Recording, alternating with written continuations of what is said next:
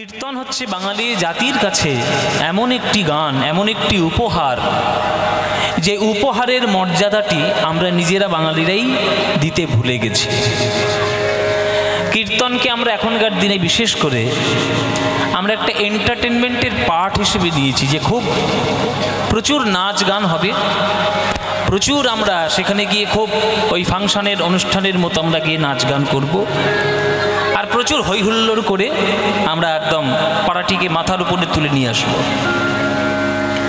কিন্তু কীর্তনের মানে এটি নয়। আপনাদেরকে প্রপার সেই গাইডলাইন্সটাই দেওয়া হয়নি যে কীর্তনের মানে ওই হইহুল্লোড় করে নেচে গিয়ে শুকনো মাটিকে কাদামাটি করে দেওয়া, এটা কীর্তনের মূল কথা নয়। কীর্তন যখন শুনতে আসবেন, যদি আপনাদের গ্রামের ভক্তরা যদি মনে করেন যে আমরা একটু কীর্তন করাবো, সেটা জানবেন যে অনেক জন্মের পুণ্য ফল, ভাগ্য ভালো আপনাদের, যে কীর্তন শোনার মতো ভাগ্য আপনাদের হচ্ছে। কেননা কীর্তন সবার জন্য নয়। মাছি সব জায়গায় বসে, কিন্তু মৌমাছি সব জায়গায় বসে না। মৌমাছি কেবলমাত্র কিসের উপরে বসে মায়েরা? ফুলের উপরে বসে।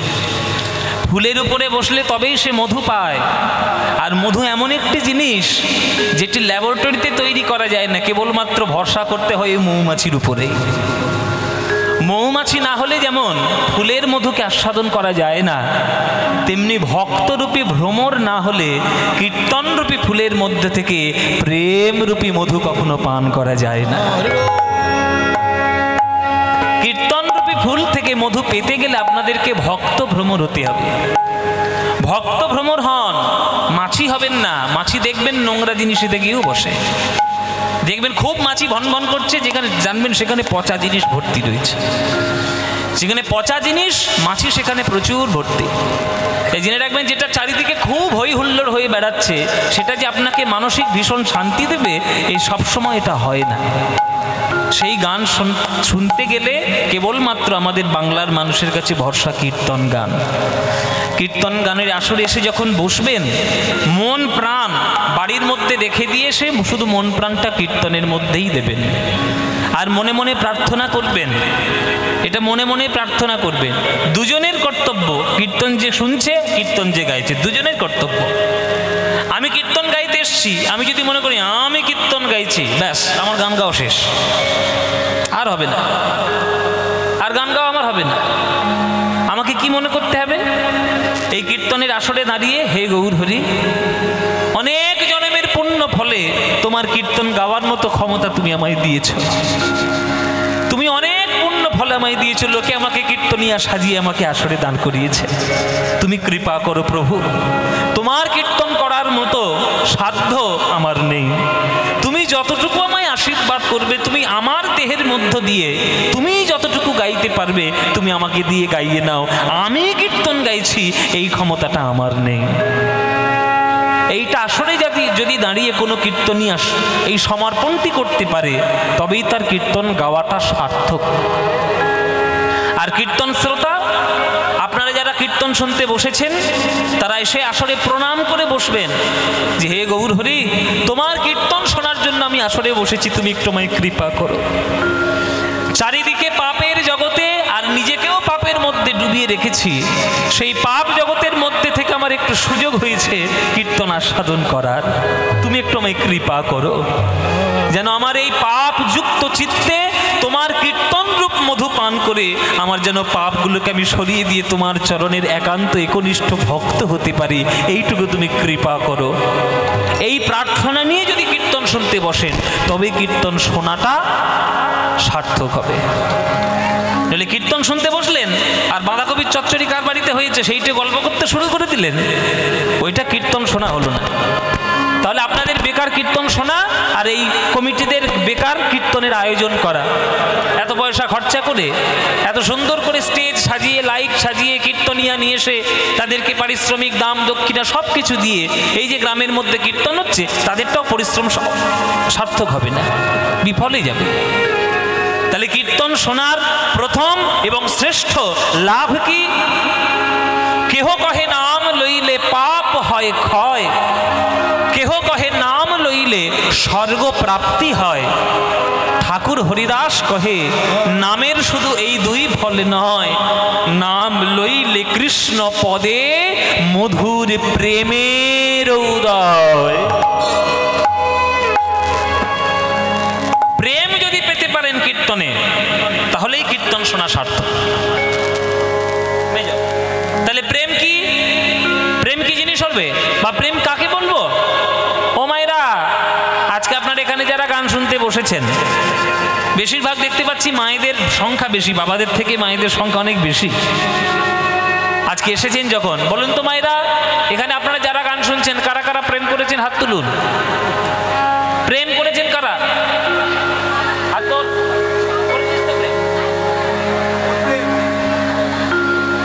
হাত তুলুন। হ্যাঁ, মায়েরা বলছে বাবা তুমি কি কথাবার্তা শুরু করছো কীর্তনের আসরে, প্রেম করেছি কি না করেছি তোমায় বলবো, তোমায় বলবো কেন? আমি মনে মনে জানি কার সঙ্গে প্রেম করেছি না করেছি।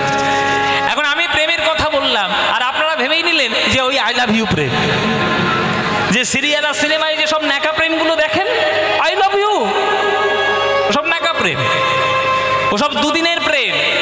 সুখ যখন শেষ, প্রেম তখন শেষ। কিন্তু আমি কোন প্রেমের কথা বলেছি? ওই সব ন্যাকামো প্রেমের কথা আমি বলিনি।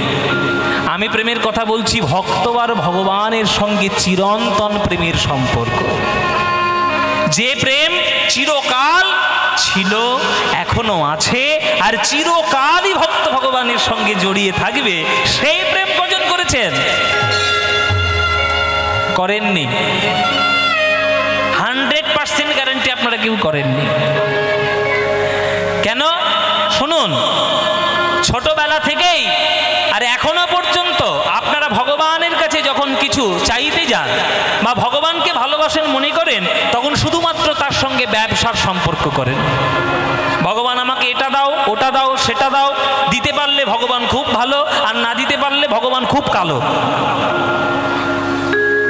কিছু পাওয়ার জন্য যদি ভগবানকে ভালোবাসতে চান, তাহলে সেটা প্রেম হলো না, সেটা ব্যবসা হয়ে গেল। কেননা প্রেমে কখনো চাহিদা থাকে না, প্রেমে সবসময় দেওয়ার ভাবনা থাকে। প্রেম ভগবানের সঙ্গে করে চাঁদ পর্যন্ত লুটিয়ে যায়, পৃথিবীর কোটি কোটি গ্রহ নক্ষত্র তারা লুটিয়ে যায়, কত সাধু সন্ন্যাসী ঋষি মুনি লুটিয়ে যায়, আর আমি ভগবানের সঙ্গে ভালোবাসতে এসে ব্যবসার সম্পর্ক করছি। ভগবান তুমি আমায় এটা দাও, আমি তোমার একটা সোনার মুকুট দিয়ে দেবো। তোমার সোনার মুকুট জন্য ভগবান বসে আছে? যে ভগবান বিশ্ব ব্রহ্মাণ্ড চালাচ্ছে, তুমি তাকে সামান্য সোনার মুকুট দিচ্ছ? এটাই তোমার ভগবানের প্রতি ভালোবাসা? রাধা কৃষ্ণের প্রেম কেন এত শ্রেষ্ঠ? রাধারানী গোবিন্দকে শুধু দিতেই চেয়েছেন, নিতে কিছু চাননি। কুঞ্জে আসতে দেরি করেছিলেন কৃষ্ণ, চন্দ্রাবলীর কুঞ্জে সারা রাত কাটিয়ে সকালবেলা এসেছিলেন, তাতে রাধারানীর খুব রাগ। কেন? চন্দ্রাবলীর কুঞ্জে গেছিল বলে? না, চন্দ্রাবলী তো রাধারানীর কাকার মেয়ে। চন্দ্রভানুর কন্যা চন্দ্রাবলী, বৃষভানুর কন্যা রাধারানী। রাধারানী চন্দ্রাবলীর কুঞ্জে গেছিল বলে রাধারানী রাগ করেননি। শুনে রাখুন মায়েরা, এসব দর্শনগুলো আপনারা কেউ জানেন না, ওই জন্য আপনাদের এত কনফিউশন। আমরা উল্টো পাল্টা সাধারণ দৃষ্টিতে দেখে ফেলি হঠাৎ করে, সব কিছু জিনিসের মধ্যে গভীর কথা আছে। রাধারানী রাগ করেনি যে চন্দ্রাবলীর কুঞ্জে তুমি কেন গেছি, এটা রাগ নয়। আসল রাগটা হলো এইটাই যে হে গোবিন্দ, তোমাকে আমি বললাম কেশর কুঞ্জে তোমার জন্য অপেক্ষা করব, তোমার জন্য কত সুন্দর করে কুঞ্জটা সাজালাম, ওই কুঞ্জটা তো তুমি দর্শন করলে না। তোমার জন্য কত সুন্দর করে পান সাজিয়ে রাখলাম, তুমি তো গোবিন্দ খেলে না পানটা। কত যত্ন করে একটা মালা গেঁথে রেখে দিলাম, তুমি তো গোবিন্দ মালাটা পরলে না। তোমার জন্য এক ঘটি জল রেখে দিয়েছিলাম তোমার চরণটা ধুইব বলে, কই তুমি তো ধুইলে না। আমার কোনো কিছু জিনিস তুমি নিলে না, আমি তোমাকে দিতে পারলাম না, সেবা তোমায় করতে পারলাম না, এই জন্যই রাধারানীর রাগ। চন্দ্রাবলীর কুঞ্জে গেছিল বলে নয়। তাই কেবলমাত্র প্রেমের মধ্যে দেওয়াটাই সার, নেওয়াটা সার নয়। আপনি কার কাছ থেকে কতটুকু নিতে পারলেন সেটা প্রেম নয়। রবীন্দ্রনাথ ঠাকুর বলেছেন যে প্রেম যদি ভগবানের সঙ্গে করো সারা জীবন চোখের জলে কাঁদতে হবে। বড় বড় সাহিত্যিকরা, বড় বড় দার্শনিকরা প্রকাশ্যে বলে গেছেন যে একটা দুটো দেহের মধ্যে প্রেম খুব কম সার্থক হয়, সেটা আসল প্রেম নয়। প্রেম সেটাই সার্থক যেটা ঈশ্বরের সঙ্গে ভক্তের চিরকালের সম্পর্ক হয়, সেটাই প্রেম সার্থক। এত সহজে প্রেম লাভ করা যায় না। হ্যাঁ, সখী ভাবনা কাহারে বলে, সখী যাতনা কাহারে বলে। শুনেছেন গানটা? শুনেছেন এই গানটা? বাবা শুনেছেন? শুনেছেন যখন তাহলে থাক আর গাইব না। আরে শুনেছেন তো আবার গাইব? আবার শুনবেন? হ্যাঁ, এই হচ্ছে গান। যে গানটা শোনার পর হাজারবার শোনার ইচ্ছা আরো নতুন করে জাগ্রত হয়, সেটা হচ্ছে গান। আর যে গানটা শোনার পর মনে হয় যে কখন এই গানটা বন্ধ হবে বাবা, সেটা গান নয়। এখন সেই সব গান বেরিয়েছে। হ্যাঁ, যে গানটা শুরু হলে মনে হচ্ছে বাবা কখন থামবে এটা, কিন্তু এই গান কোনোদিন বন্ধ হবার নয়, কেননা শাশ্বত প্রেমের গান। রবীন্দ্রনাথ ঠাকুরের লেখা। সখী ভাবনা কাহারে বলে, সখী যাতনা কাহারে বলে, সখী ভাবনা কাহারে বলে, সখী যাতনা কাহারে বলে। তোমরা যে বলো দিবস রজনী, ভালোবাসা ভালোবাসা, সখী ভালোবাসা কারে কয়, সে কি কেবলি যাতনাময়, সে কি কেবলি চোখের জল, সে কি কেবলি দুঃখের শ্বাস। লোকে তবে করে কি সুখেরই তরে এমন দুঃখের আশা। ওহ, এসব গানের তুলনা হয়? মূল্য দেওয়া যায় গানের? সখী ভাবনা কাহারে বলে, সখী যাতনা কাহারে বলে। তোমরা যে বলো দিবস রজনী, ভালোবাসা ভালোবাসা, তো ভালোবাসা কারে কয়? সে কি কেবলই যাতনাময়, সে কি কেবলই চোখের জল, সে কি কেবলই দুঃখের শ্বাস। তাহলে যে ভালোবাসার মধ্যে শুধু দুঃখ, চোখের জল, সর্বনাশ, কান্না, সেই ভালোবাসা আমি কেন করতে যাব? লোকে তবে করে কি সুখের তরে এমন দুঃখের আশ। এতই যদি দুঃখ, এতই যদি চোখের জল, এতই যদি বিরহ বেদনা, তাহলে এত পাওয়ার পরেও তবু সেই প্রেম কেন করতে যায়? কারণ এই চোখের জলের মধ্যে যে সুখটা লুকিয়ে রয়েছে, সেই সুখের অনুভূতি পেতে গেলে জন্ম জন্মান্তরের অপেক্ষা করতে হয়, তবেই ভক্ত হওয়া যায়, এমনি এমনি হয় না। আমি প্রমাণ দিয়ে দেবো আপনাদের। এটা কোন যুগে আপনারা বাস করছেন? কোন যুগে বাস করছেন? কলিযুগ। জগতে কটা যুগ আছে? 4টে যুগ আছে। নাম কি কি? সত্য, ত্রেতা, দাপর, কলি। 4টে যুগ। আমি 4 যুগ ধরে ধরে প্রমাণ দিয়ে দেব এই কলিযুগ পর্যন্ত, যারা যারা ভগবানকে সত্যিকারের ভালোবেসেছে সারা জীবন চোখের জলে কেঁদেছে। প্রমাণ দিয়ে দেবো একদম।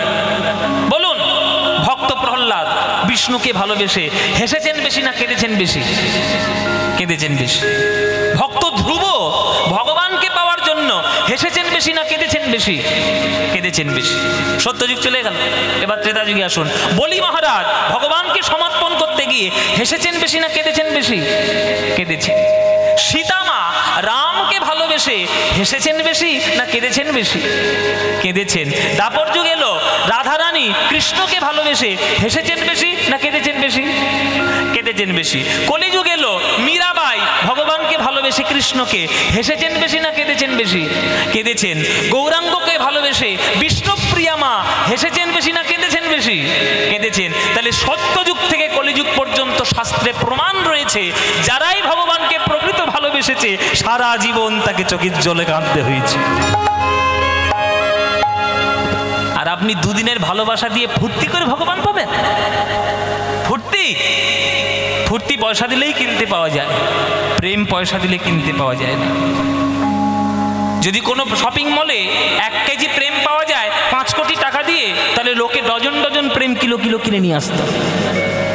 এত সোজা নয়, অনেক ভাগ্যের ফলে তবে ঈশ্বরের প্রেম বুকের মধ্যে মেলে। এত সহজ। আমার চোখে তো সকলই শোভন, সকলই নবীন, সকলই বিমল। আমার চোখে তো সকলই শোভন, সকলই নবীন, সকলই বিমল। সুনীল আকাশ, শ্যামল কানন, বিশদ জোছনা, কুসুম কোমল। সকলই আমারই মতো, তারা কেবলই হাসে, কেবলই গায়।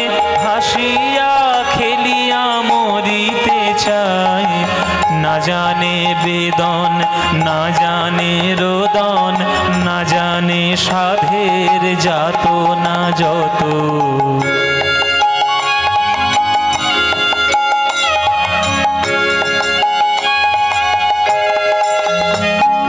ফুল সে হাসিতে হাসিতে ঝরে, জোছনা হাসিয়া মিলায়ে যায়। হাসিতে হাসিতে আলোক সাগরে, আকাশেরও তারাতে আগে কায়।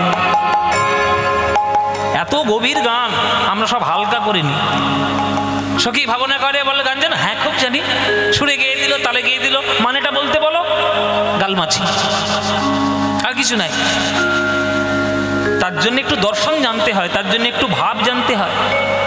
মায়েরা, তোমরা বেঁচে আছো আজ এই পৃথিবী গ্রহের মধ্যে, তুমি জানোই না এই আজকের দিনের মধ্যে সারা বিশ্ব ব্রহ্মাণ্ডে কত কি ঘটে গেছে।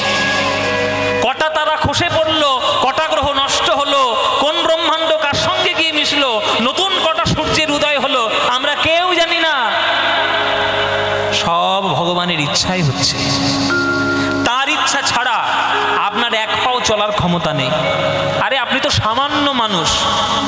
তার ইচ্ছা ছাড়া সূর্য চলতে পারে না, তার ইচ্ছা ছাড়া বিশ্বব্রহ্মাণ্ড চলতে পারে না। আর সেই বিশ্বব্রহ্মাণ্ডের মধ্যে বাস করা ধুলোর থেকেও কম অংশে অংশীদার আপনি। আর আপনি নিজেকে এত বিরাট বড় মনে করছেন। তার কৃপায় সমস্ত কিছু পেয়েছেন, এইটা বলে মনে করে তার চরণে প্রেমটা করুন। ফুল সে হাসিতে হাসিতে ঝরে, জোছনা হাসিয়া মিলায়ে যায়। কথাগুলো শুনছেন বাবা? এই যে কল্যাণপুর বাজার, এখানে কাছাকাছি বাজার কল্যাণপুর তো নাকি? নাকি না, কল্যাণপুর না, হ্যাঁ বারুইপুর। বাবা, সে তো কল্যাণপুর ছেড়ে আরো দূরে। আচ্ছা বারুইপুর, আমি ধরে নিলাম বারুইপুরের কাছাকাছির মধ্যে সব থেকে বড় বারুইপুর। বারুইপুরে ফুলের দোকান নিশ্চয়ই আছে। বলে বাবা ফুলের দোকান থাকবে না? তা তোমার এই গলায় মালা দিয়েছি কি করতে? তাহলে ফুলের দোকান আছে। কেউ বাজার থেকে ফুলের মালা কিনে নিয়ে আসছে কীর্তনিয়ার গলায় দেবে বলে। কেউ বাজার থেকে ফুল কিনে নিয়ে যাচ্ছে নিজের প্রেমিকাকে দেবে বলে বা প্রেমিককে দেবে বলে। কেউ বাজার থেকে ফুল কিনে নিয়ে যাচ্ছে মাস্টারমশাইয়ের হাতে শ্রদ্ধা জানাবে বলে। কেউ ফুল কিনে নিয়ে যাচ্ছে মৃত বাবার চরণে পুষ্পাঞ্জলি দিয়ে তাকে শ্রদ্ধা জানাবে বলে। কেউ ফুল কিনে নিয়ে যাচ্ছে ঘরটা সুন্দর করে ডেকোরেশন করব, এটা করবে বলে। আবার কেউ ফুল কিনে নিয়ে যাচ্ছে ঈশ্বরের চরণে পুজো দিয়ে ঈশ্বরের চরণে ভক্তি লাভ করবে বলে। বলুন মায়েরা, এই যে এতগুলো ফুল এত জায়গায় গেল, কোন ফুলের ভাগ্যটা সব থেকে ভালো হলো? যে ফুলটি স্বয়ং ভগবানের চরণের সেবায় লেগে যেতে পারলো। সকালবেলা ফুটেই গিয়ে সে ভগবানের চরণের সেবায় পেয়েছে। তাহলে জন্মাবার মাত্রই যে ঈশ্বরের চরণে নিজেকে বিকিয়ে দিতে পেরেছে জগতের কল্যাণে, জন্মটা তারই সার্থক। বলুন, আপনার ছেলেটা জন্ম নিয়েছে, দিনরাত গাঁজা খেয়ে বেড়ায়, দিনরাত সিগারেট মদ খেয়ে বেড়ায়, আপনার ছেলের জন্মটা সার্থক? না একটা ছেলেই বাংলায় জন্ম নিয়েছিল, তার নাম নরেন্দ্রনাথ দত্ত। বাংলা থেকে ধর্ম প্রচারে গিয়ে আমেরিকা পর্যন্ত মানুষকে টনক নড়িয়ে দিয়ে এসছে। বলুন কোন ছেলেটা শ্রেষ্ঠ জন্ম হয়েছে? আপনার ছেলে যে দিনরাত অসামাজিক কাজকর্ম করে বেড়ায়, না না সেই ছেলেটা যে নরেন্দ্রনাথ দত্ত থেকে বিবেকানন্দ হয়েছে। তাহলে আমরা বাবা মা হিসেবে সেই ছেলেটিকে আপন করে নিতে চাই, যে ছেলে জগতের নাম উজ্জ্বল করে, বাবা মায়ের নাম উজ্জ্বল করে, নিজের দেশের নাম উজ্জ্বল করে। ওই ছেলেটাই হচ্ছে ফুল, যে জন্ম নেওয়ার পরে ঈশ্বরের কার্যে ব্রতী হয়েছে। তা পচা ফুলও পাওয়া যায়, টাটকা ফুলও পাওয়া যায়, কিন্তু পচা ফুল দিয়ে কেউ কি ভগবানের পুজো করে? সবাই টাটকা ফুল তুলে পুজো করে। ওই জন্য ফুলের মতো ভক্ত হন, যাতে জন্ম নেওয়া মাত্রই আপনি, জীবন পাওয়া মাত্রই, জ্ঞান পাওয়া মাত্রই আপনি সেই জ্ঞানকে ঈশ্বরের চরণে বিকিয়ে দেবেন।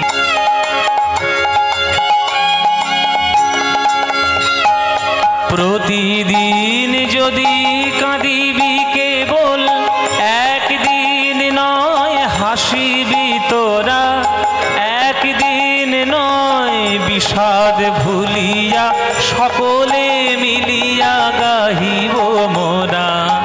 ভাবনা কাহারে বলে, সখী যাতনা কাহারে বলে, তোমরা যে বলো দিবস রজনী, ভালোবাসা ভালোবাসা, সখী ভালোবাসা কারে কয়, সে কি কে বলি যাত নাময়, সে কি কে বলি যাত নাময়, সে কি কে বলি যাত নাময়।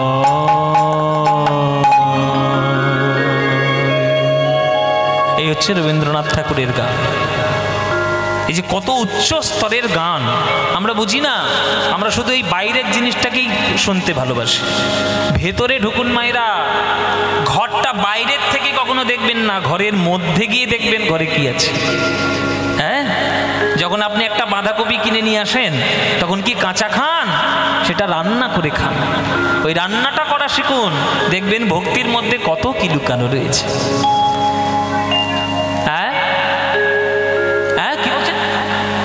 বিশ্বলয়ে এবার কি গান? ও খেলিছ এ বিশ্বলয়ে। ওরে বাবা, সর্বনাশ করেছে। এই আবার গানের অনুরোধ আসতে শুরু করলো। আর পালা ফালা কিচ্ছু হবে না, সব গান হবে, সবই হবে মায়েরা। আমি যতটুকু সময় পাবি আছি, আসলে আমার যে কটা মানে সাধ্য হবে আমি শুনিয়ে দেবো আপনাদেরকে। চলো এবার আমরা আসল কথায় যাই। বলছে গৌরাঙ্গ না হইতো তবে কি মেনে হইতো, কেমনে ধরিতাম এদে, শ্রীরাধার মহিমা প্রেম রস সীমা, জগতে জানাতো কে। তাহলে গৌরাঙ্গ মহাপ্রভু এসেছিল বলে আজকের আমরা এই প্রেম সম্পত্তি পেয়েছি। সেই গৌরাঙ্গ মহাপ্রভু তিনি চলে গেছেন আজ থেকে 540, প্রায় 500, কত বলবো, 540 বছর আগে যদি তার জন্ম হয়, মোটামুটি 48 বছর তিনি ছিলেন। তাহলে 540 থেকে 48 বাদ দিয়ে দিন, তাই না? তবে কত 492 মতো হবে আর কি। 492 বছর আগে হয়তো তিনি চলে গেছেন, কিন্তু তার আশীর্বাদ, তার প্রেম, তার গান, তার কীর্তন এখনো এই বাংলার মনের মধ্যে রয়েছে। তার তিনি যদি না আসতেন আমরা পেতাম এই প্রেম? পেতাম না। তাই পদকর্তা বলছে যে জন্ম যখন বাঙালি হিসেবে নিয়েছো, জন্ম যখন তোমার বাংলায় হয়েছে, কাউকে শ্রদ্ধা করো বা না করো, আমার গৌরাঙ্গকে যেন অশ্রদ্ধা করো না, তার চরণে মন সমর্পণ করো। মধুর বৃন্দা বিপিন মাধুরী, মধুর বৃন্দা বিপিন মাধুরী, মধুর বৃন্দা বিপিন মাধুরী, মধুর বৃন্দা বিপিন মাধুরী, প্রবেশ চাতুরী সার, মধুর বৃন্দা বিপিন মাধুরী, প্রবেশ চাতুরী বরজ যুবতী ভাবের ভকতি, বরজ যুবতী ভাবের ভকতি, ওগো শকতি হইত কার, শকতি হইত কার। আর বরজ যুবতী ভাবের ভকতি, বরজ যুবতী ভাবের ভকতি, শকতি হইত কার, শকতি হইত কার। গাও গাও পুন গৌরাঙ্গের গুণ, গাও গাও পুন গৌরাঙ্গের গুণ, গাও গাও পুন গৌরাঙ্গের গুণ, গাও গাও পুন গৌরাঙ্গের গুণ, তোমরা গাও, তোমরা গাও, তোমরা গাও, গাও গাও পুন গৌরাঙ্গের গুণ, গাও গাও পুন গৌরাঙ্গের গুণ, গাও গাও পুন গৌরাঙ্গের গুণ, গাও গাও পুন গৌরাঙ্গের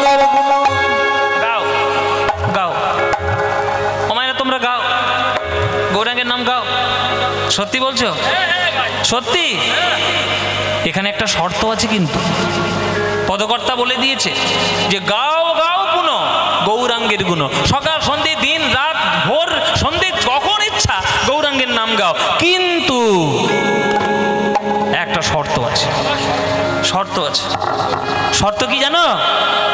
সরল করিয়া মন, আগে সরল করিয়া মন, ও সরল করিয়া মন, সরল করিয়া আগে মন সরল করো।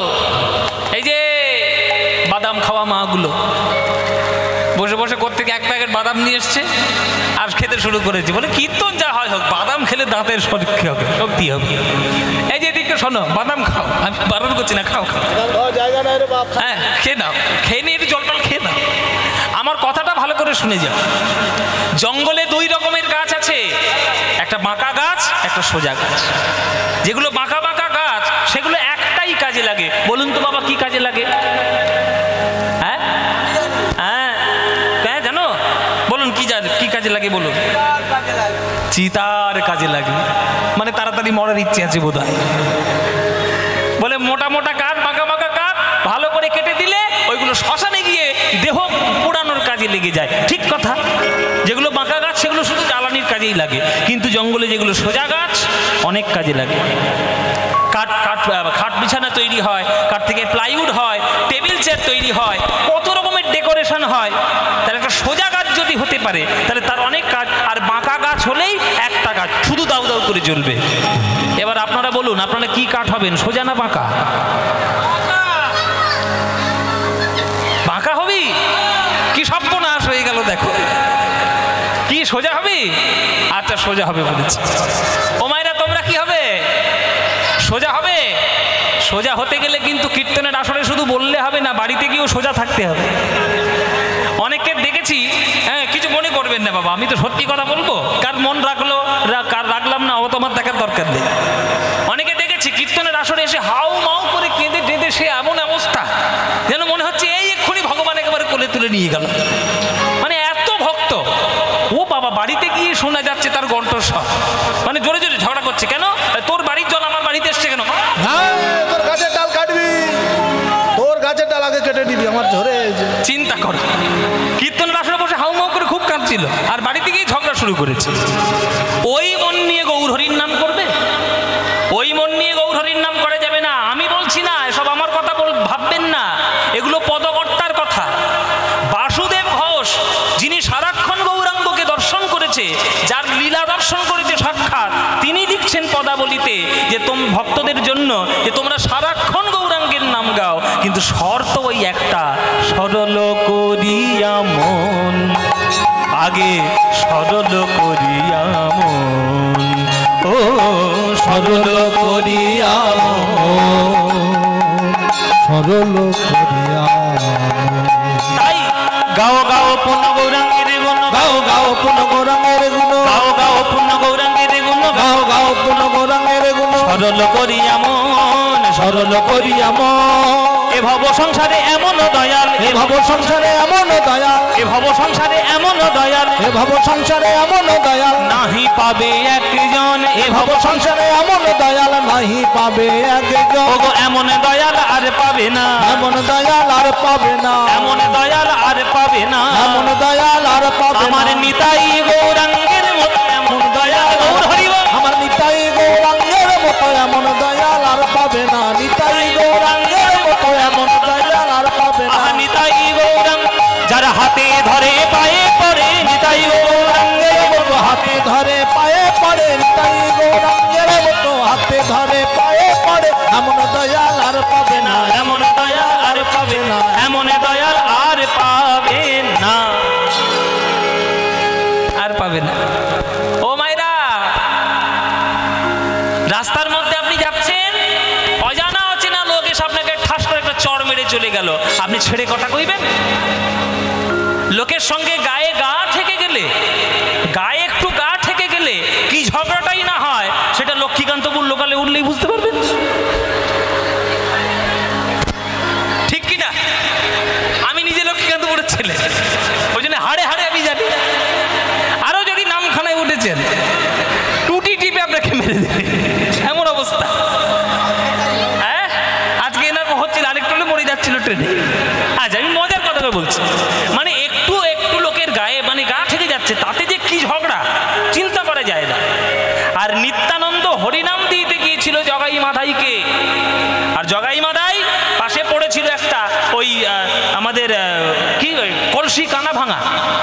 কলসির কানা ভাঙা পড়েছিল, সেইটা নিয়ে তুলে মেরেছে।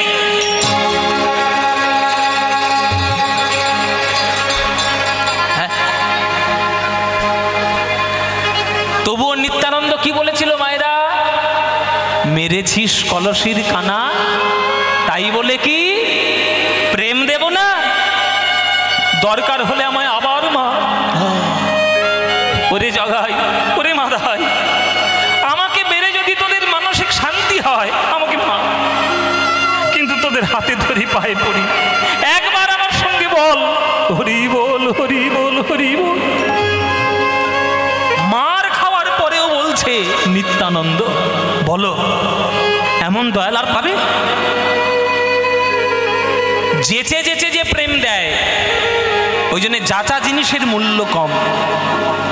আর সেই জিনিসটা পেতে গেলে যখন দোকানে যেতে হয় তখন অনেক দাম, আর লোকে হাসি মুখের দামটা দিয়েও দেয়।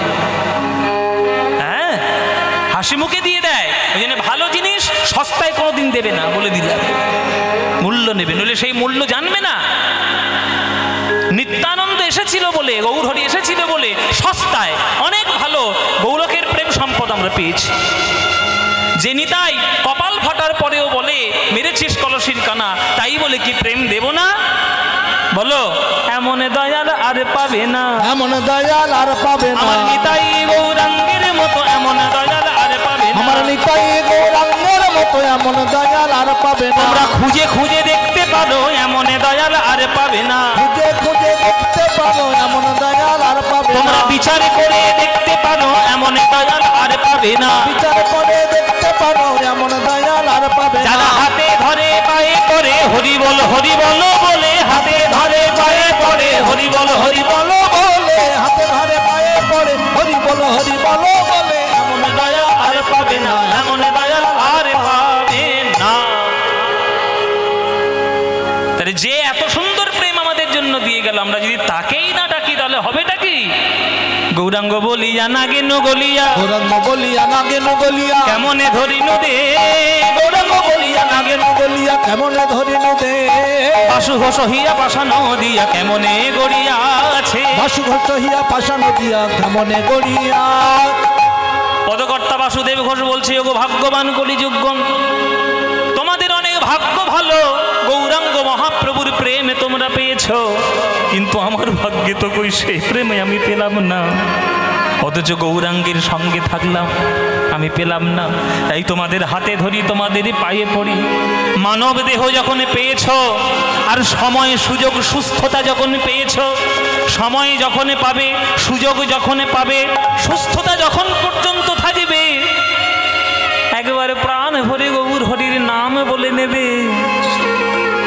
সকাল সন্ধ্যে যেখানেই থাকো না কেন, ভজ গৌরাঙ্গ, কহ গৌরাঙ্গ, লহ গৌরাঙ্গের নাম রে, ভজ গৌরাঙ্গ, কহ গৌরাঙ্গ, লহ গৌরাঙ্গের নাম রে।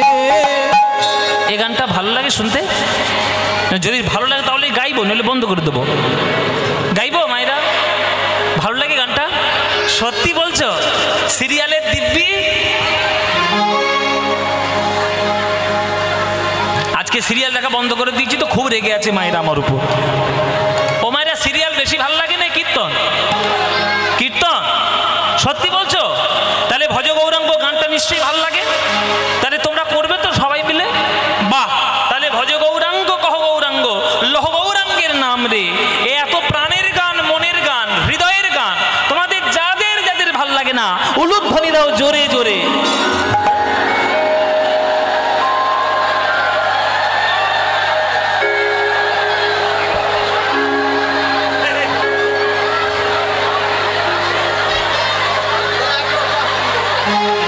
সব জল শুকিয়ে গেল। আমি কি করতে বলেছি আর কি করলো দেখো শুধু। আমি কি বলেছি মায়েরা? যারা যারা, আমি এত পরিষ্কার করে বললাম তবু কানে ঢোকেনি। আরে সিরিয়াল দেখে এসেছে তো। নিঘাত সিরিয়াল থেকে ঢুকেছে এই কানে। আচ্ছা ভুল যখন হয়ে গেছে আমি একবার সুযোগ দিই। বলে জিভ ফসকে বেরিয়ে গেছে, তুই ঘরে চল, তুই ঘরে চল রে, তোর ব্যবস্থা আমি করবো। বলে বাবা ভাবের গতি দিয়ে ফেলেছি, কি আর করবো। এইবার যারা যারা এই গান ভালোবাসো এইবার উলুধ্বনিটা তারাই দাও দেখি।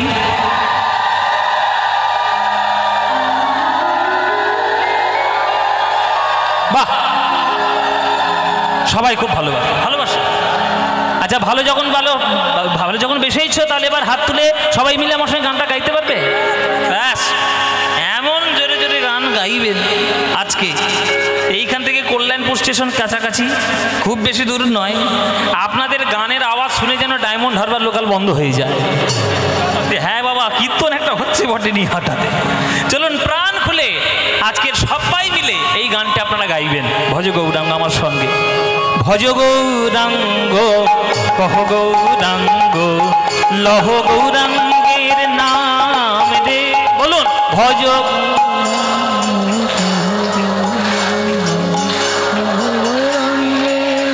বাহ, এই তো। ভজ গৌরাঙ্গ কহ গৌরাঙ্গ লহ গৌরাঙ্গের নাম রে। বলো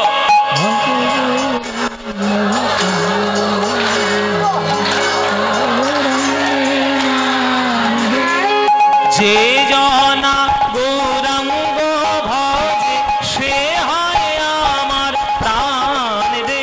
বলো যে।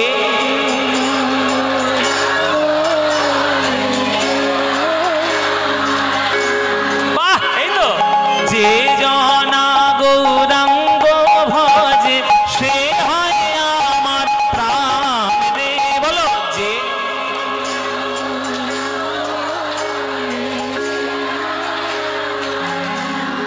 খুব সুন্দর। প্রভাত কালে হা গৌরাঙ্গ যে বলে একবার রে। প্রভাত।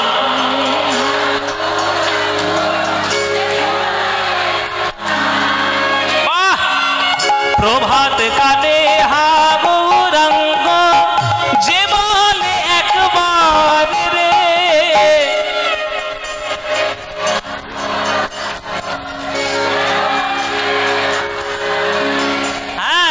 সেই জন আমার হয় আমি হই তার রে। বলো সেই জন। হ্যাঁ, এবার হাত তুলে বলো ভজ গৌরাঙ্গ কহ গৌরাঙ্গ লহ গৌরাঙ্গের নাম রে। ভজ গৌরাঙ্গ কহ গৌরাঙ্গ লহ গৌরাঙ্গের নাম রে। আহা যে জনা গৌরাঙ্গ উলুধ্বনি উলুধ্বনি আমার প্রাণ রে। যে জনা গৌরাঙ্গ ভজে সে হয় আমার প্রাণ রে। ভজ গৌরাঙ্গ কহ গৌরাঙ্গ লহ গৌরাঙ্গের নাম রে। ভজ গৌরাঙ্গ নিতাই গৌর হরি হরি। গৌরাঙ্গের নাম রে। ভজ গৌরাঙ্গ কহ গৌরাঙ্গ লহ গৌরাঙ্গের নাম রে। বলো আনন্দ হয়েছে? হয়নি? এই আনন্দ আর কোথাও পাবে? এই আনন্দ পেতে গেলে প্রত্যেক বছরে নিহাটাতে কীর্তন শুনতে আসতে হবে। আসবে তো? সবাই আসবে? ব্যাস, আপনারা এলেই আনন্দ হবে। হ্যাঁ, আমি ফের সেই টেনে টেনে নিয়ে আসবে। আচ্ছা সময় হলে সুযোগ হলে আমি নিশ্চয়ই আসবো। তাহলে এই যে গৌরাঙ্গ মহাপ্রভুর প্রেমটা তোমরা পেলে, তাহলে কার জন্য তুমি কৃতজ্ঞতা জানাবে? গৌরাঙ্গ মহাপ্রভুর চরণে। সেই গৌরাঙ্গ মহাপ্রভুর আজকের একটা সুন্দর লীলা আমরা আস্বাদন করব। হ্যাঁ, সুন্দর আজকে লীলা আজকে আমরা একটা আস্বাদন করব। চলুন, আজকের আমরা এই সমস্ত লীলাগুলো খুব কম শোনা যায়, কিন্তু যদি মন দিয়ে শোনেন তাহলে জানতে পারবেন কত কি তত্ত্ব কথা আমাদের এই কীর্তনের মধ্যে লুকানো। আমি বলেছি কীর্তন যখন শুনতে বসবেন মন দিয়ে নিজেকে ভক্ত বলে শুনতে বসবেন। সমালোচনা করব কি করব না করব ওই সব করলে হবে না। সুন্দর করে মন দিয়ে বসে বসে যা বলবো মন দিয়ে শুনবে। চলুন, আর আস্তে আস্তে এখানে কথা হচ্ছে দেখে খুব কেন, হ্যাঁ ও কুটুমে এসছে, ও কুটুমে এসছে বলে কথা বলছে, অনেক বছর দেখা হয়নি তো। দিদি কেমন আছিস, চল একটা কীর্তন শুনি। ওই কথা আমার কীর্তন শেষ হয়ে গেলে ঘরে গিয়ে করো। হ্যাঁ, যতক্ষণ কীর্তনের আসরটায় আছো লক্ষণ গণ্ডি কেটে রাখো। লক্ষণ গণ্ডি জানো? এই বাচ্চা, এই বস, চুপ করে, বাচ্চাগুলো চুপ কর, বস। লক্ষণ গণ্ডি জানো? সীতা যখন, রাম যখন মারিচকে মারতে গেছিল আর মারিচ রামের গলা করে সীতা লক্ষণ করে চেঁচাচ্ছিল, তখন লক্ষণকে তিরস্কার করেছিল সীতা যে তুমি ঘরে রয়েছো, দাদা বিপদে পড়েছে বাইরে। কিন্তু লক্ষণ জানতো যেটা আমার দাদার গলা নয়, এটা মারিচের গলা। তখন তীর নিয়ে বিশ্বব্রহ্মাণ্ডকে সাক্ষী রেখে একটা সীতার কুটিরের চারিদিকে একটা গণ্ডি কেটে গেছিল, তাকে লক্ষণ গণ্ডি বলে। রাবণের 14 পুরুষের ক্ষমতা নেই যে ওই গণ্ডি বের করে সে সীতাকে বের করে নিয়ে আসবে, ক্ষমতা নেই।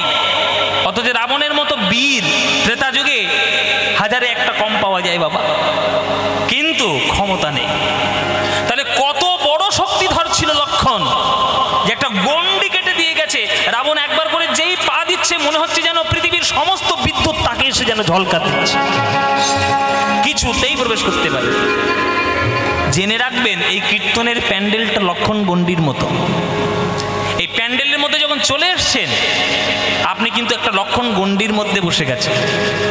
বাইরে ওই রাবণের শত্রুর মতো কাম, ক্রোধ, লোভ, মোহ, মদ, মাৎসর্য, মাছি সব ভনভন করছে। ভেতরে যদি তোমরা টেনে টেনে নিয়ে আসো তারা আসবে, আর তোমরা যদি তাদেরকে বাইরে রেখে যদি গণ্ডির মধ্যে চলে আসো তাহলে প্রেম লক্ষণ গণ্ডির মধ্যে পড়ে যাবে, তবেই তোমরা ঠিকঠাক জিনিস পাবে। ওই জন্য বলি মন দিয়ে শোনো, খুব মন দিয়ে শুনবে।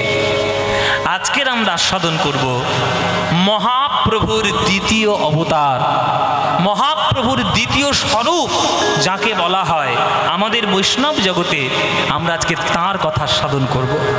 দেখতেও ছিল নিমাইয়ের মতো, গুণও ছিল নিমাইয়ের মতো, তাই বৈষ্ণব জগতে তিনি কীর্তনের নতুন ধারাও সৃষ্টি করেছিলেন। তাই আমরা ভাবাদর্শে বিশ্বাস করি যে তিনি নাকি মহাপ্রভুর দ্বিতীয় অবতার বা মহাপ্রভুর দ্বিতীয় স্বরূপ। তার গান, তার লীলা আমরা আস্বাদন করব আজ। তিনি হলেন শ্রী শ্রী শ্রীনিবাস আচার্য প্রভুর কথা। শ্রীনিবাস আচার্য অজানা জিনিস, জানতে হবে। হ্যাঁ, কি বললাম মায়েরা, কি নাম বললাম? হ্যাঁ, শ্রীবাস বলবে না কিন্তু, শ্রীনিবাস। শ্রীবাস পণ্ডিত আলাদা আলাদা ভদ্রলোক, শ্রীনিবাস হচ্ছেন মহাপ্রভুর পরে। হ্যাঁ, সেই শ্রীনিবাস আচার্য কি করে এলো, কোত্থেকে এলো, কেমন করে, সব ঘটনা আজকের আপনাদের ডিটেলস বলে দেবো বিস্তারিতভাবে। খুব মন দিয়ে শুনবেন, আর ভক্ত কি করে হতে হয় সেটা জেনে নেবেন। চলুন তাহলে লীলা শুরু করি, পালাটা শুরু করি, মন দিয়ে শুনবে। 24 বৎসরের যেই মাঘ মাস, তাহার শুক্লপক্ষে প্রভু করিলেন সন্ন্যাস। মহাপ্রভু সন্ন্যাস গ্রহণ করেছিলেন, তখন তার 24 বছর বয়স। মহাপ্রভুর জন্মভূমি কোন জেলা? নদিয়া জেলা। নদিয়া জেলায় তখনকার দিনে নবদ্বীপটা ছিল একটা টোল, সংস্কৃতের টোল, মানে পড়াশোনা করার জায়গা। আমরা যেমন এখন কলকাতা ইউনিভার্সিটিতে পড়াশোনা করতে যাই, তখন সারা বাংলা থেকে লোক নবদ্বীপে পড়াশোনা করতে যেত। এটা হচ্ছে দর্শন শেখার জায়গা, ন্যায় দর্শন শেখার জায়গা, সংস্কৃত শেখার জায়গা। নিমাইয়ের বাবা মানে জগন্নাথ মিশ্র, তিনিও সংস্কৃত পড়াশোনা করতেই নবদ্বীপ এসেছিলেন। তারপরে তিনি ওখানে থেকে যান ভালোবেসে। ওই নবদ্বীপে একটা ভক্ত পড়াশোনা করতে আসত, তার নাম গঙ্গাধর ভট্টাচার্য। আমি কিন্তু আপনাদের মাঝে মাঝে জিজ্ঞেস করবো কেমন মন দিয়ে শুনছেন আপনারা। এক ভদ্রলোক পড়াশোনা করতে আসতো, তার নাম গঙ্গাধর ভট্টাচার্য। সেই গঙ্গাধর ভট্টাচার্য পড়াশোনা করতে খুব ভালোবাসতেন, যে আমি সমস্ত বেদ বিদ্যা, ন্যায়, দর্শন, শাস্ত্র পড়ব। পড়াশোনা করছেন। আর সেই সময় আমার নিমাই সকাল সন্ধে ভক্ত সঙ্গে করে নিয়ে হরিনাম করে করে বেড়াচ্ছেন, জীবের হাতে ধরে পায়ে পড়ে কীর্তন প্রচার করে প্রেম রত্ন তিনি প্রচার করছেন। মায়েরা, এই দৃশ্যটা দেখে ওই গঙ্গাধরের বুকটা ভরে গেছিল। আহাগো, দেখো নিমাই কেমন ভদ্র ছেলে, মামুনের ছেলে, পৈতের কোনো অহংকার নেই, মুচি মানে না, শূদ্র মানে না, ম্যাথর মানে না, চাষি মানে না, বামুনের ছেলে হয়ে সে সবাইকে কুল দান করে হরিনাম বিতরণ করছে। আহাগো, কি মিষ্টি ছেলেটা। নিমাইকে দেখে নিমাইয়ের ভালোবাসায় পড়ে গেলাম, নিমাইয়ের প্রেমে পড়ে গেলাম। গঙ্গাধরের মনে মনে ইচ্ছা হলো, আমি পড়াশোনাটা যদি শেষ করে নিতে পারি তাড়াতাড়ি, তাহলে আমি ওই নিমাইয়ের দলে গিয়ে খোল বাজি একটু কীর্তন করব, সবার হাতে পায়ে ধরে কীর্তন বিলাম, জীবনটা একবার ধন্য হয়ে যাবে নিমাইয়ের মতো। ও নিমাই, তোমার দলে আমায় নেবে নিমাই? আমিও তোমার মতো সবারকে গিয়ে হরিনাম প্রচার করব। মুচি ম্যাথর শূদ্র কোনো জাত পাত বর্ণ ধর্ম আমি কিচ্ছু মানব না, সবাইকে প্রেম দান করব, আমায় নেবে নিবা? মনে মনে ইচ্ছা। কিন্তু সবার জীবনে কি সব আশা পূর্ণ হয় মায়েরা? অনেক আশা অপূর্ণ থেকে যায়। আমার জীবনে সব আশা আমি পূর্ণ করতে পেরেছি, আপনার জীবনে সব আশা আপনি পূর্ণ করতে পেরেছেন? অনেক আশা আছে, অনেক ভালো লাগা ছিল, যেগুলো বাধ্য হয়েই বিসর্জন হয়ে গেছে। সেই দিনটা হলো পৌষ সংক্রান্তির দিন। পৌষ সংক্রান্তির দিনে আমাদের বাঙালির ঘরে ঘরে কি হয়? পিঠে হয়, পায়েস হয়। ওই জন্য ওইটা একটা তিথি, ওটা হচ্ছে মকর সংক্রান্তি। ওই সংক্রান্তির দিনে লোকে কি করে? গঙ্গা স্নান করে। মায়েরা, নিমাই মনে মনে ভাবল, বাঙালি জাতি পিঠে পায়েস খেয়ে যদি একবার লেপের মধ্যে ঢোকে আর সে বেরোবে না রাত্রিরে। এই হলো আমার ঘর ছাড়ার প্রশস্ত সময়, আমাকে চলে যেতে হবে। আমার দাদা 12 বছর বয়সে তিনি ঘর ছেড়েছেন, জগৎ উদ্ধারের জন্য আমাকেও ঘর ছেড়ে যেতে হবে। কিন্তু মা, তাকে কাঁদি আমি কি করে যাই? না গেলেও উপায় নাই, কিন্তু আজ্ঞা তো নিতে হবে। তাই খড়মটা খুলে দাওয়াতে রেখে খালি পায়ে উঠানের মধ্যে এসছে। উঠানের মধ্যে থেকে এসে বেশি জোরে নয়, মোটামুটি একটা আওয়াজ করে মাকে ডাকছে, ও মা, মা গো, জগৎ উদ্ধারের জন্য আমাকে যেতে হবে মা, আমি আসি মা, তুমি আমায় বিদায় দাও, আমি সন্ন্যাস হতে যাই মা, বলো মা তুমি আমায় বিদায় দিচ্ছ কিনা।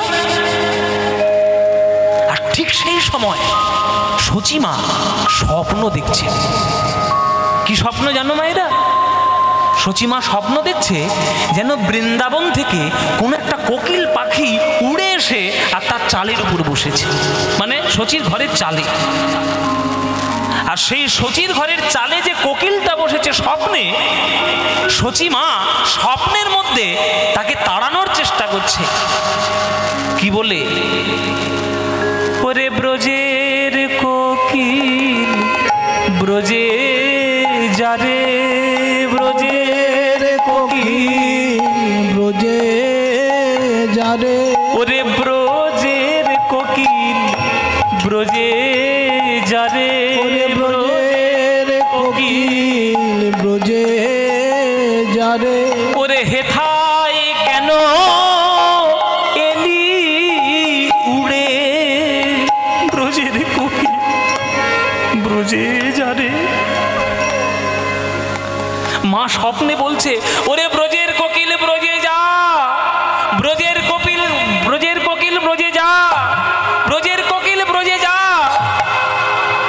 আর মহাপ্রভু নিমাই দাওয়া থেকে কি শুনছে জানেন মায়েরা? শুধু শুনতে পাচ্ছে, ব্রজে যা, ব্রজে যা, ব্রজে যা।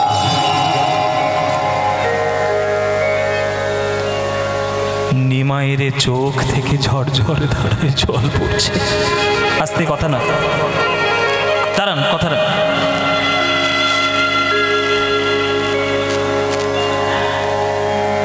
নিমাইয়ের চোখ থেকে ঝরঝর ধারায় জল পড়ছে। মা বাইরে বেরিয়ে এসে বিদায় দিতে তোমার মনে বড় কষ্ট হবে,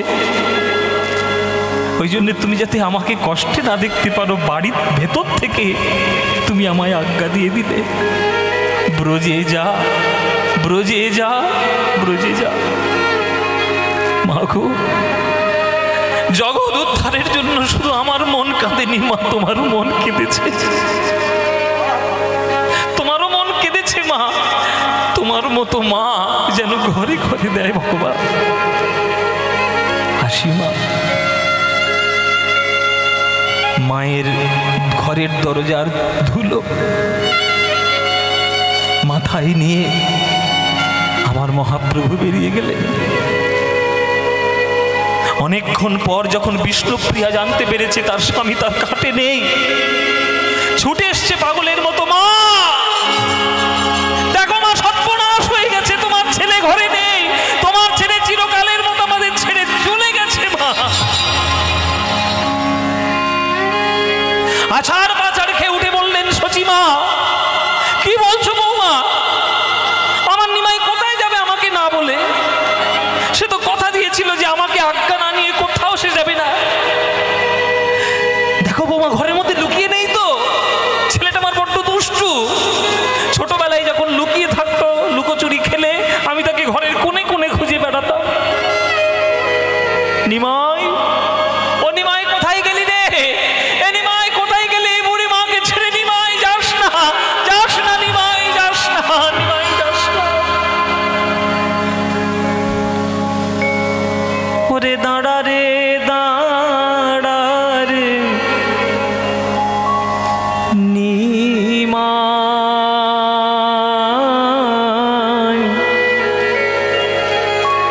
তোর চাঁদ মুখ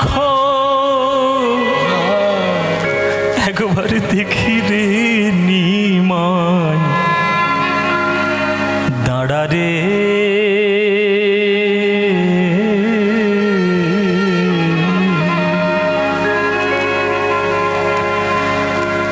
দাঁড়া রে, দাঁড়া রে নিমাই,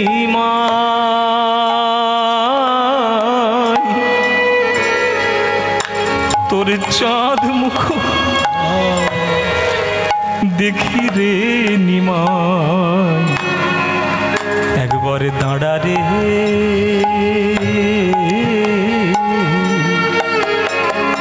রে দাঁড়া রে, দাঁড়া রে নিমাই,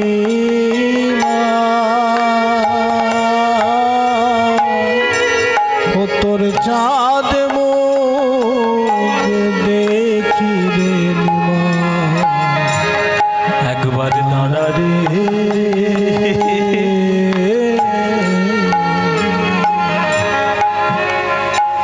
রাম যখন বনে গেল নিমাই, সঙ্গে নিল সীতা। রাম যখন বনে গেল নিমাই, সঙ্গে নিল সীতা। তুমি কেন নিলে না নিমাই, বিষ্ণুপ্রিয়া বধূ মাতা নিমাই, দাঁড়া রে। আমি আর কদিনের অতিথি নিমাই, দুঃখে দুঃখে জীবনটা আমার চলে গেছে। এ নিমাই, তোর 8টা দিদি ছিল জানিস? একটা করে আবার কোলে মাথা পেতে মরে গেছে। একটা মেয়েকেও রক্ষা করতে পারিনি। তারপর তোর দাদা হলো, সে যখন 12 বছর বয়সে জ্ঞান লাভ করলো, সে সংসারের মোহে থাকলো না, সে চলে গেল। সেই দুঃখে দুঃখে তোর বাপটাও চলে গেল তাড়াতাড়ি। মনের দুঃখ ভোলার জন্য তোকে তাড়াতাড়ি বিয়ে দিলাম নিমাই, লক্ষ্মী প্রিয়া মেয়ের সঙ্গে। তুই ওদিকে পূর্ববঙ্গে ভ্রমণ করতে গেলি, তোর বউটাও সাপে কেটে চোখের সামনে আমার মরল। আমার শুধু মরণ দেখেছি আমার চোখের সামনে নিমাই। বুক আর নেই রে, বুক ঝাঁঝরা হয়ে গেছে দুঃখে দুঃখে। আর তারপর তুই আমাকে ভুলে চলে যাচ্ছিস নিমাই। আচ্ছা, আমাকে ভুলে তুই চলে যা, কিন্তু কিছুদিন আগে তুই বিয়ে করেছিস ওই সুন্দর লক্ষ্মী প্রতিমার মতো মেয়েটি বিষ্ণুপ্রিয়া, তাকে পেয়ে চলে গেলি। রাম যখন বনে গেল নিমাই, সঙ্গে নিল সীতা। তুমি যবে গেলে গো নিমাই, কেন বলো নিলে না বিষ্ণুপ্রিয়া বধূ মাতা নিমাই? দাঁড়া রে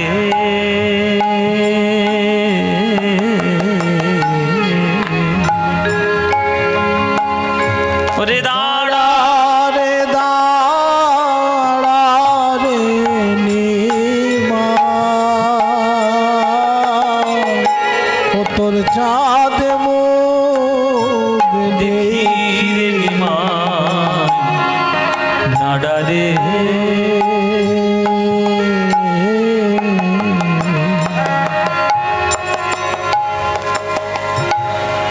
আস্তে জেনে রাখবেন মায়েরা, লোকে তাদেরই মনে রাখে যারা ত্যাগ করে, তাদের কেউ মনে রাখে না যারা শুধু ভোগ করে। আজ মহাপ্রভুকে নিমাইকে মনে রেখেছে, সচিমাকে মনে রেখেছে, বিষ্ণুপ্রিয়াকে মনে রেখেছে, কেন? তারা ত্যাগ করেছে। 5টা মানুষের কথা ভেবে তারা নিজেদের সুখ ত্যাগ করেছে। মাকে কাঁদিয়ে, বিষ্ণুপ্রিয়াকে কাঁদিয়ে, নবদ্বীপের হাজার হাজার ভক্তকে কাঁদিয়ে আমার নিমাই ভোরবেলায় চলে এলো কাটোয়ায় কেশব ভারতীর আশ্রমে দীক্ষা নেওয়ার জন্য। বটগাছের তলায় গিয়ে বসে আছে। কাটোয়ার লোকেরা সকালবেলায় গঙ্গা জল নিতে এসছে, কেউ কেউ গঙ্গা স্নান করতে এসছে। যে একবার নিমাইকে দেখছে ওই গাছের তলায়, আর তার বাড়ি ফিরে যাওয়ার ক্ষমতা নেই, ওইখানেই দাঁড়িয়ে পড়ছে, পাথরের মতো শক্ত হয়ে যাচ্ছে। কাটোয়া এই পারে সুরধনির তীরে, আর ওই সুরধনির এই পারে হচ্ছে গঙ্গাধর ভট্টাচার্যের বাড়ি। কোন গঙ্গাধর? সেই মনে আছে তো, যে পড়াশোনা করবে বলে গেছি। গঙ্গাধরের আজকে মনে হলো, বাবা সংক্রান্তি বলে কথা, যদি একটু গঙ্গার জলে ডুব না দিই পুণ্য কি আর হবে গো? গঙ্গা সাগরে যাওয়ার তো ক্ষমতা নেই, অন্তত সুরধনির গঙ্গার জলে গিয়ে একটু ডুব দিই। তার গ্রামটার নাম হচ্ছে চাকন্দি গ্রাম। ওই চাকন্দি গ্রাম থেকে তিনি আসছেন কাটোয়াতে সুরধনি গঙ্গার জলে একটা ডুব দেবে বলে। গঙ্গার জলে স্নান করলে সারা বছর কিচ্ছু করতে না পারে, অন্তত গঙ্গার জলে ডুব দিই। নিম্নগানং যথা গঙ্গা দেব মামুচ্যতে যথা বৈষ্ণবানং যথা শম্ভু পুরাণানং ইদং তথা। দেবতাদের মধ্যে বিষ্ণু শ্রেষ্ঠ, বৈষ্ণবদের মধ্যে শিব শ্রেষ্ঠ, শাস্ত্রের মধ্যে ভাগবত শ্রেষ্ঠ, আর নদীদের মধ্যে গঙ্গা শ্রেষ্ঠ। প্রণাম করি বলে ওই পার থেকে নিমাই বসে আছে, ওই পারে নদীর ওপারে, আর এই পার থেকে গঙ্গাধর আসছে গঙ্গার জলে স্নান করবে বলে। এইবার স্নান করতে এসে নদীর তীরে দেখছে যে ওই পারে মানে খুব বেশি চওড়া নদী নয়, আপনারা যদি কখনো কাটোয়া যান এই পার থেকে ওই পারটা পরিষ্কার দেখা যায়, খুব বেশি চওড়া। আমাদের ডায়মন্ড হারবারে যতটা চওড়া অতটা চওড়া না, এপার থেকে ওই পারটা দেখা যায়। দেখছে যে ওই পারে একটা বট গাছের তলে প্রচুর লোক ভিড় করেছে। ও ভাই, এই ওই পারে ওই কেশব ভারতীর আশ্রমে এত লোকের ভিড় কেন গো? তুমি জানো না গঙ্গাধর ওইখানে আজকে সন্ন্যাসী হতে এসছে? আরে সন্ন্যাসী তো রোজ কেউ না কেউ হচ্ছে, আজকে এত ভিড় কেন? বলে আজকে যে সে ছেলের সন্ন্যাসী হতে আসেনি, ওই পারে যে সন্ন্যাসী হতে এসেছে গঙ্গাধর আমাদের সবার প্রাণের ধন, আমাদের সবার হৃদয়ের টুকরো। কে এসছে জানো? নিমাই এসেছে। কি বলছো? নিমাই? না না না, এ কি করে হতে পারে? এই তো আমি গত বর্ষ দেখলাম সে হরিনাম করে বেড়াচ্ছে নদীয়ার তীরে, আজকে হঠাৎ করে সন্ন্যাসী। না না, আমার মনের বাসনা পূর্ণ হবে কি করে? আমি যে মনে মনে কত আশা করেছিলাম ওর তলে একটু কীর্তন করবো, খোল বাজিয়ে করতাল বাজিয়ে লোকের হাতে পায়ে ধরে। না, আমি সন্ন্যাসী হতে দেবো না। ও নিমাই, সন্ন্যাসী হতে দেবো না তোমায় নিমাই, তোমার দল আমি কীর্তন করবো। ঝাঁপে দিয়ে পড়লো গঙ্গাধর ভট্টাচার্য গঙ্গার জলে, ঝাঁপ দিয়ে পড়েছে। সাঁতার কাটতে কাটতে আসছে, যত তাড়াতাড়ি আসা যায়। এদিকে এই পারে কেশব ভারতী এসেছে নিমাইয়ের সামনে। নিমাই, কেন এসেছে আমার কাছে? আপনার চরণে সন্ন্যাস মন্ত্রে দীক্ষা নিতে এসেছি। এই বয়সে সন্ন্যাস? কি বলছো নিমাই, পাগল নাকি? তুমি তো একটা পড়াশোনা জানা ছিলে, তোমার মতিভ্রম হলো কি করে শুনি? তুমি তো শাস্ত্রজ্ঞ ছেলে, 24 বছর বয়স তোমার, তুমি 24 বছর বয়সে সন্ন্যাসী হচ্ছ? এটা ভারতীয় সংবিধানে আছে? আমাদের ভারতবর্ষের যে বেদ সংবিধান আছে, ব্রহ্মচর্য, গার্হস্থ, বানপ্রস্থ, তারপরে সন্ন্যাস। তোমার এখন 24 বছর বয়স, সদ্য সদ্য বিয়ে করেছো বিষ্ণুপ্রিয়ার সঙ্গে, আর তুমি বলছো সন্ন্যাসী হবে? এই অন্যায় হবে নিমাই। যাও বাড়ি যাও, বাড়ি যাও। একটা অসুস্থ বৃদ্ধা মা রয়েছে, মাকে গিয়ে আগে ঠিক করো, স্ত্রীর সঙ্গে মন প্রাণ দিয়ে সংসার করো, তারপরে তুমি সন্ন্যাসী হতে এসো। আমি তখন বাধা দেব না। বয়সটা কম নিমাই, যাও বাড়ি ফিরে যাও, আমি সন্ন্যাস মন্ত্রে দীক্ষা দিতে পারবো না। তখন প্রভু বলছে, গুরুদেব, যে ঘর ছেড়ে আমি একবার এসেছি সেই ঘরে আর আমি দ্বিতীয়বার ফিরে যেতে পারবো না। বয়সের দোহাই দেবেন না। যার হয় তার চারেই হয়, আর যার হবার নয় তার 4 লক্ষতেও তার হবার নয়। বয়সের দোহাই দেবেন না। আচ্ছা ঠিক আছে নিমাই, তোমার সঙ্গে তর্ক আমি করবো না, কিন্তু অন্তত 50 বছর বয়সটা তো হোক, তারপর না হয় তুমি এসো। প্রভু বলছেন, 50-তেও হয় না, 50-তেও হয় না, 50-তেও হয় না, 50-তেও হয় না, পঞ্চ অহংকার না ভাঙিলে 50-তেও হয় না, পঞ্চ অহংকার না ভাঙিলে 50-তেও হয় না।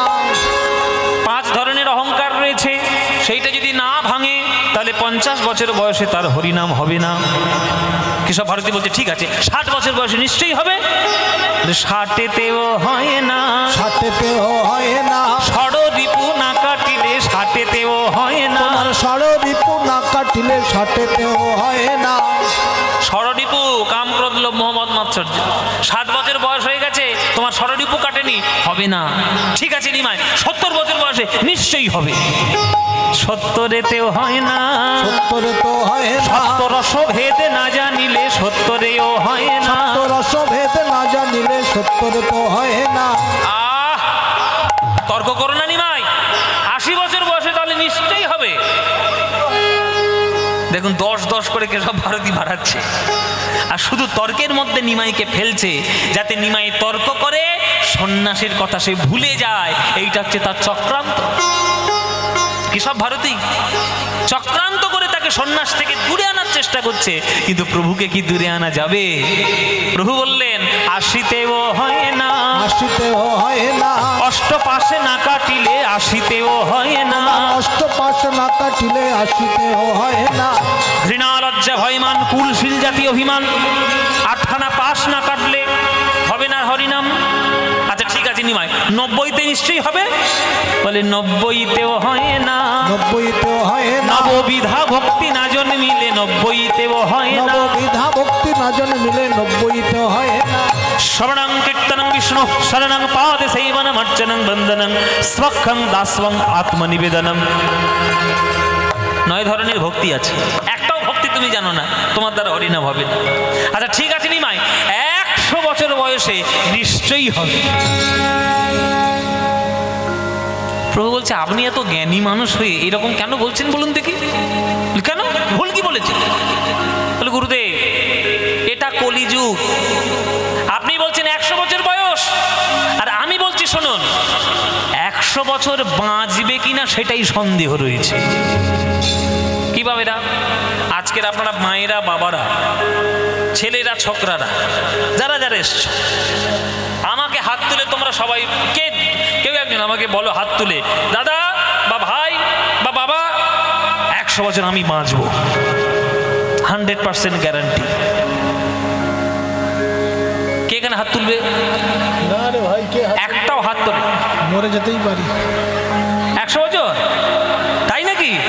সর্বনাশ। 100 বছর? একটা ছবি তুলে নাও ভালো করে, এই ক্যামেরাগুলো একটা ছবি তুলে ভালো করে। 100 বছর, ওই যে 100 বছর, এই যে দেখো 100 বছর বয়স আজকে কীর্তন শুনতে এসছে। এই যে মানুষটা কটা আছে, ওই দেখো, বাহ কত ভাগ্য দেখো, 100 বছর বয়সে তার পরিবারের লোকেরা কোলে করে নিয়ে এসছে তো হরিনাম করতে। তাহলে এই ভাগ্যটা সবার হবে কি? আপনাদের সবার হবে? আপনারা বলুন ওনার সঙ্গে বাঁচবেন 100 বছর? বলে বাবা 100 বছর বাঁচবো কিনা সন্দেহ রয়েছে। হ্যাঁ ভালো থাকুন, আরো 100 বছর আপনি বাঁচুন, ঈশ্বরের কৃপা হলে সব হবে বাবা, বাঁচুন, কোনো চিন্তা নেই, আনন্দ করে থাকবেন, যতদিন থাকবেন আনন্দ করে থাকবেন। তাহলে প্রথম কথা হচ্ছে 100 বছর বাঁচবে কিনা সেটা সন্দেহ, আর যদিও বা বেঁচে যায় তবুও তার দ্বারা হরিনাম হবে না। কেন? বলে সৎসঙ্গ না করিলে 100তেও হয় না, সৎসঙ্গ না করিলে 100তেও হয় না, সৎসঙ্গ না করিলে 100তেও হয় না, সৎসঙ্গ না করিলে 100তেও হয় না। 100 বছর বয়সেও হরিনাম হবে না যদি সৎসঙ্গ না করে। দেখুন ওনার সৎসঙ্গ আছে তাই কীর্তন শুনতে এসছে, তাই না? যদি সৎসঙ্গ না থাকতো একদম ঘরে বসে সিরিয়াল দেখতো। ওইটাই হচ্ছে সৎসঙ্গ। জীবনে সৎসঙ্গ করুন, আবর্জনা কুবর্জনাকে দূর করে দিন। একটা লোক যদি আপনার জীবনে সৎ মানুষ থাকে তার সঙ্গ করুন, দেখবেন জীবন ধন্য হবে। তখন কেশব ভারতী বলছে শোনো নিমাই 110 বছর বয়সে নিশ্চয়ই হবে।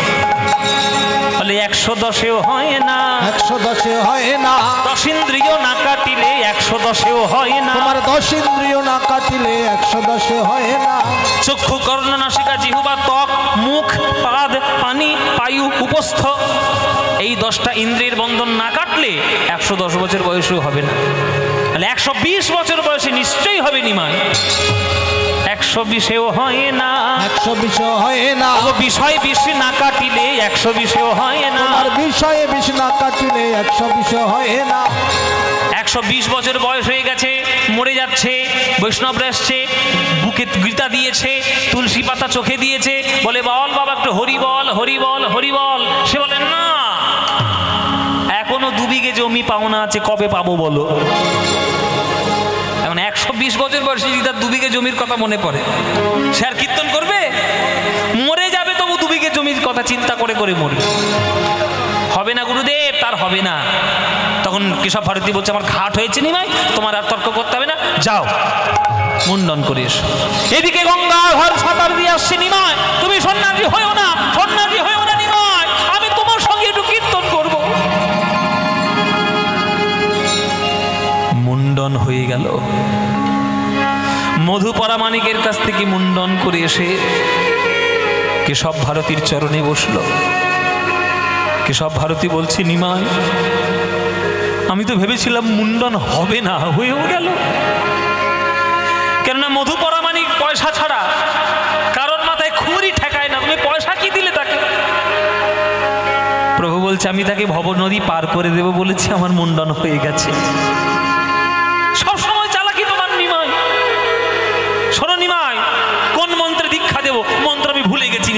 করবে করো, কোনো মন্ত্র আমার মনে নেই। তোমাকে যে সন্ন্যাস মন্ত্রে দীক্ষা দেব ও মন্ত্র আমার মনে নেই। তখন নিমাই বলছে, গুরুদেব কাল রাত্রে স্বপ্নের মধ্যে আমি একটা মন্ত্র পেয়েছি, দেখুন তো এইটাই সন্ন্যাসের মন্ত্র কিনা। সর্বনাশ, স্বপ্নের মধ্যে তুমি মন্ত্র পেয়েছো? দেখি কই, শোনাও দেখি আমার কানে কানে, বলো দেখি। ও মায়েরা, মন্ত্র কোথায় বলে? মন্ত্র কোথায় শোনায়? কানে? কেউ কোনোদিন মাইক নিয়ে মন্ত্র বলে? বীজ মন্ত্র কেউ কোনোদিন বলেছে? গুরু মন্ত্র যেটা দেয় মাইক নিয়ে বলে? কোথায় বলে? কানে কানে। গুরুদেবের কাছে যেতে হয় আর কানে কানে বলে। এবার যখন কানে কানে মহাপ্রভু বলে দিল কেশব ভারতীর কানে, তখন কেশব ভারতী চমকে উঠেছে। সর্বনাশ, এই তো সেই মন্ত্র। নিমাই জানলো কি করে? জেনেই যখন ফেলেছ, আর তো ফাঁকি দেওয়ার কোনো উপায় নেই। এ সময় তোমার কানে মন্ত্রটি, সেই মন্ত্র ঘুরিয়ে বলল নিমাইয়ের কানে। এবার নিমাইয়ের কানে গিয়ে সেই মন্ত্র দেওয়ার পর বলছে, আচ্ছা বলো তো নিমাই, একটা প্রশ্নের উত্তর দাও। বলুন গুরুদেব। বলো দেখি নিমাই কে কার গুরু? বলো দেখি নিমাই কে কার গুরু? বলো দেখি নিমাই কে কার গুরু? বলো দেখি নিমাই কে কার গুরু? তুমি গুরু না আমি গুরু? বলো দেখি নিমাই কে কার গুরু? তুমি গুরু না আমি গুরু? বলো দেখি নিমাই কে কার গুরু? হ্যাঁ গো, গুরুটা কে? কে মায়েরা? নিমাই। কেশব ভারতী প্রশ্ন করছে, ও নিমাই, আমি তো মন্ত্র ভুলে গেছিলাম, সে মন্ত্র তুমি আমার কানে দিয়েছো, আর গুরু হিসেবে সেই মন্ত্র ঘুরিয়ে আমি তোমার কানে দিয়েছি, তাহলে গুরুটাকে হলো? বলো দেখি নিমাই কে কার গুরু? বলো দেখি নিমাই কে কার গুরু? বলো বলো, তুমি গুরু না আমি গুরু? বলো দেখি নিমাই কে কার গুরু? তুমি গুরু না আমি গুরু? বলো দেখি নিমাই কে কার গুরু? আসলে নিমাই কি হয়েছে জানো? আসলে তুমি হলে জগৎ গুরু। ও নিমাই, আসলে তুমি হলে জগৎ গুরু, কৃপা করে আমায় করলে গুরু। তুমি হলে জগৎ গুরু, কৃপা করে আমায় করলে গুরু। তুমি হলে জগৎ গুরু, কৃপা করে আমার করলে গুরু। তুমি হলে জগৎ গুরু, বলো দেখি নিমাই কে কার গুরু? বলো দেখি নিমাই কে কার গুরু? বলো দেখি নিমাই কে কার গুরু? বলো দেখি নিমাই কে কার গুরু? অদ্য হইতে নাম তোমার শ্রীকৃষ্ণ চৈতন্য। তুমি শ্রীকৃষ্ণ চৈতন্য। কৃষ্ণ নাম দিয়া জীবের করাও তুমি ধন্য। তুমি ধন্য। হরি নাম দিয়া জীবের করাও তুমি ধন্য। তুমি ধন্য। কৃষ্ণ নাম দিয়া জীবের করাও তুমি ধন্য। কেশব ভারতী কে? গঙ্গাধর ভট্টাচার্য। আছাড় খেয়ে পড়েছে কেশব ভারতীর চলে। আমার নিমাই কই? আমার নিমাই কই? আমার নিমাই কোথায়? কেশব ভারতী বলছে, ওই তো তোমার নিমাই বসে আছে। এই আমার নিমাই? এ তো আমার নিমাই নয়। আমার নিমাইয়ের ঘাড় পর্যন্ত কি সুন্দর কুকড়ানো কুকড়ানো চুল ছিল। এই মুন্ডন করে আপনি কি রূপ দিয়েছেন আমার নিমাইকে? দীক্ষা হয়ে গেল নিমাই, আমার আশাটা তুমি পূর্ণ করলে না নিমাই। আমার কত আশা তোমার দলে আমি একটু কীর্তন করবো, তোমার সঙ্গে সঙ্গে লোকের হাতে ধরে পায়ে পড়ে একটু হরিনাম বিলাবো, আমার আশা পূর্ণ করলেন না। কেশব ভারতী কোনো নাম টাম দিয়েছেন নাকি আমার নিমাইকে? বলে, নাম তো দিয়েছি বাবা। কি নাম দিয়েছে? শ্রীকৃষ্ণ চৈতন্য। চৈতন্য? ও নিমাই, তোমার নিমাই নাম পছন্দ নয়? গৌর হরি নাম পছন্দ নয়? একটা চৈতন্য নাম পাওয়ার জন্য তুমি আমাদের সবাইকে বঞ্চিত করেছো নিমাই। নবদ্বীপের হাজার হাজার ভক্তগণকে তুমি বঞ্চিত করেছো নিমাই। তুমি তোমার মাকে কাঁদিয়েছো নিমাই, তোমার স্ত্রীকে কাঁদিয়েছো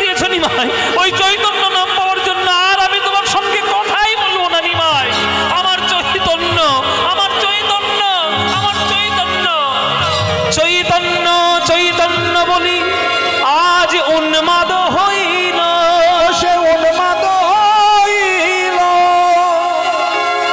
নয়নের ধারায় গঙ্গাধার কাঁদিতে লাগিল, কাঁদিতে লাগিল। নয়নের ধারায় গঙ্গাধার সে কাঁদিতে লাগিল।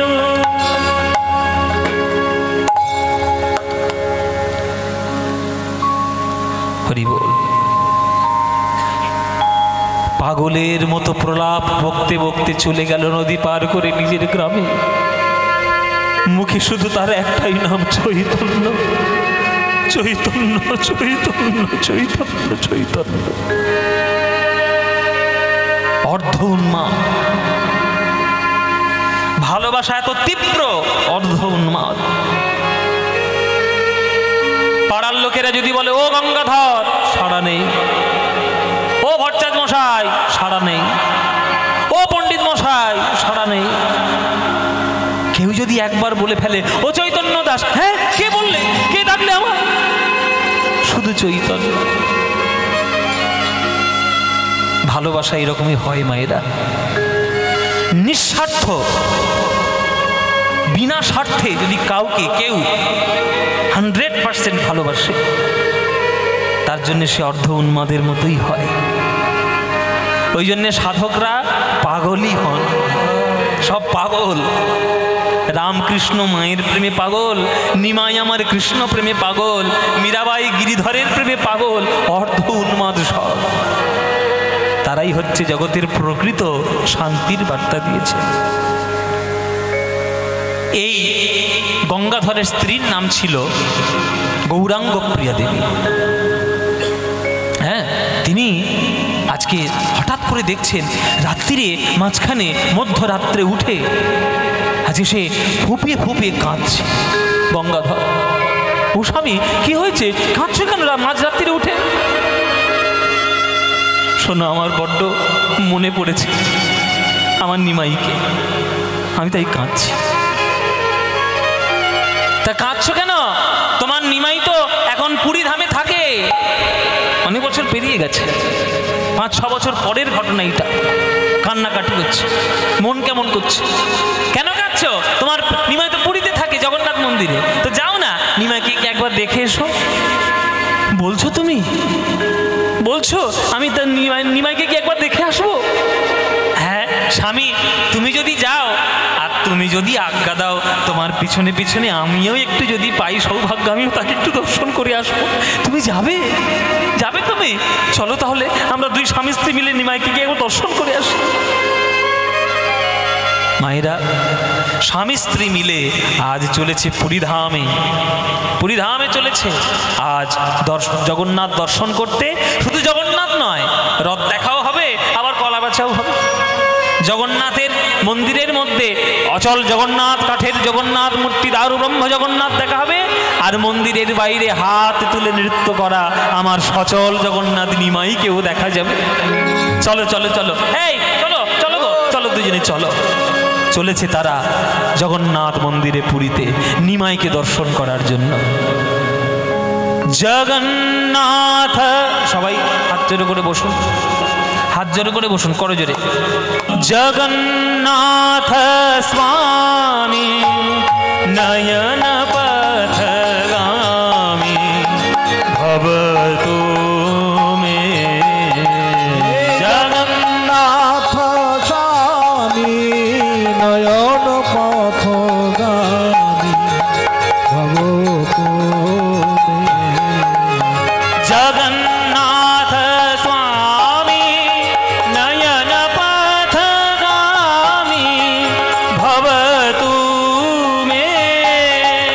জগন্নাথ স্বামী নয়ন পথগামী ভবতু মে। উলুধ্বনি। কদাচিৎ কালিন্দিতট বিপিন সঙ্গীত তরলো মুদাভীরি নারী বদন কমল স্বাদ মধুপ রমা ব্রহ্মা শিব সুর গণেশারিচিত পদ जगन्नाथ स्वामी नयन पथगामी भवतु मे। जगन्नाथ